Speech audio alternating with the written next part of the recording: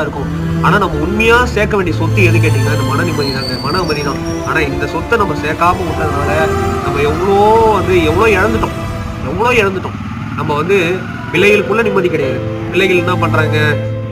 Bike வாங்கி குடுன்றாங்க, car வாங்கி குடுன்றாங்க, எனக்கு நீ என்ன சேர்த்து வச்சேன்றாங்க, எனக்கு நீ என்ன பண்ணன்னு கேட்கறாங்க, எனக்கு நீ ட்ரெஸ் வாங்கி குடுத்தியான்னு கேட்கறாங்க.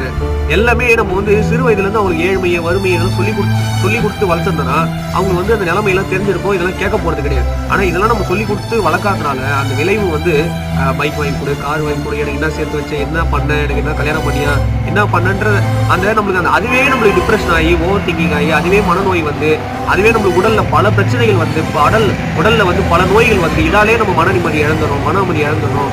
இதாலே நம்மளுக்கு வந்து பல பிரச்சனை. இப்ப கணவன் மனைவிக்குள்ள அவங்களுக்குள்ள ஏறுமாறா இருக்காங்க. கணவன் என்ன சொல்றது, இல்ல மனைவி என்ன சொல்றது, இது விட்டு கொடுத்து போற தன்மை கிடையாது. விட்டு கொடுத்து போற தன்மை இல்லனாலே நீங்க மன நிம்மதியும், மன அமைதியும் இழந்துட வேண்டியதாங்க. ஒண்ணும் பண்ண முடியாது. ஏன்னா விட்டு